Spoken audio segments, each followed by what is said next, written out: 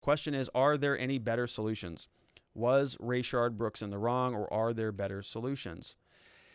And this one's a tricky one, right? Because certainly the facts, according to what I've just presented, show that there was really no deadly weapon. There was really no immediate threat of serious bodily harm. The cop's response sounded like it was based on emotion. We saw a picture of the officer who actually even kicked him after he was down. Very angry, just got whooped by a guy. You have to be professional. You have to be a pro. These cops are supposed to be pros. They're not supposed to be shooting people because they're emotionally hurt, because their fragile egos have been impacted. Are there better solutions? Yeah, I think so. I mean, we've covered a lot of them on here. But the fundamental concern that I have here is we need better trained police officers. We need more mental health screening for police officers. They need to respond, not react to these situations. Respond, not react. These guys reacted and they killed a man, and they're going to have to face the consequences as a result of it. Maybe we could do something different for these types of situations. Maybe Rayshard Brooks, somebody with a long criminal history, maybe he's got some other issues that society can help him with. Rather than just sending him back to prison, sending him back to jail. One of the reasons why I speculate why he fled is because he was on probation. If he got charged with a DUI, he'd be in violation of probation. They were going to send him back to prison, and he's going to be away from his family. Again, right back in the cycle. So every time this guy gets out of the cycle, something happens, he goes back into the cycle. It's this flywheel. It's just this round and around we go. As soon as you hit the criminal justice system, a lot of your options in the world disappear. You lose a lot of rights. You lose rights to vote, for firearms, right to certain federal benefits. Many people don't want to hire you. Many people don't want to give you a place to live because you're a felon. And so we are trying to punish people for circumstances that they have not been able to get themselves out of. So why are we trying to punish people who are full of pain? You cannot punish the pain out of people. And this guy was just trying to get some food and go home. Sounded like a nice enough guy to me.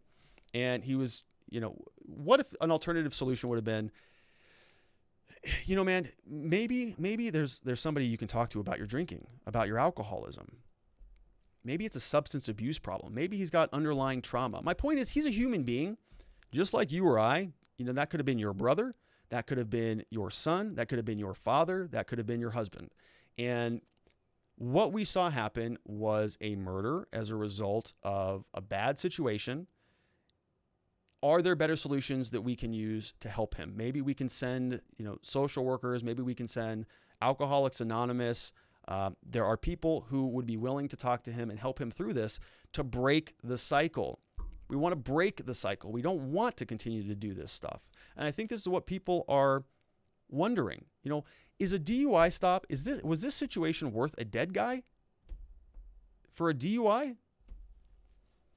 The counter argument, of course, is always, well, he's going to kill somebody, who's going to do this, and I get that. But the point is, we want to help people. How do we help more people? Rather than just arresting them and throwing them in handcuffs and saying, you're just a bad person, you're a criminal, nobody even cares about you. We're just going to throw you in the jails and just throw away the key. Good luck to you. And when you get out, we're going to make it really difficult also. You can't vote. You're not a part of society. You don't get a job. You don't get housing. You don't get any of these federal benefits, student loans and those types of things. They're all gone. You can't improve yourself. You're stuck in the bottom of this hole, which is what this guy was. He was stuck. There are bad people who just like to break the law and break the law. But this guy had a family. This guy had daughters. This guy was celebrating his daughter's birthday that day. There's a lot more to it. So how about we review these situations with just a little bit more humanity rather than just saying everybody deserves what they get?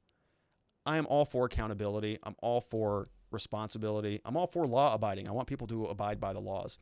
But let's introduce a little bit more humanity into what we're doing. That's what I think people really want to see. We can talk about all the solutions in the world. We can end qualified immunity. We can do national databases. We can end police unions. We can demand body cameras on every single cop, but just a little bit more humanity in these things. I mean, they just process people like numbers, just like a case file, like a manila folder with a number on it. And we're more than that. All of us. You are more than that. I'm more than that. Rayshard was more than that. These cops are more than that. They're more than just, out there trying. They shouldn't be executing people like that. Why are they trained this way? Why do they think this way? Who gave them a gun and a badge and said, you can do this for 7 years. You've got 12 complaints on your record. That's all right. Just get right back out there and continue to do what you're doing. That's what needs to change. That's what people are saying. Defund the police and end reform our justice system. That's what we want.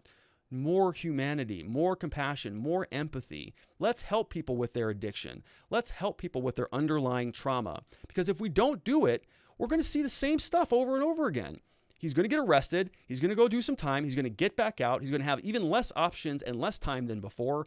And he's going to be cornered in a way that that you and I have never experienced. We don't know what that's like.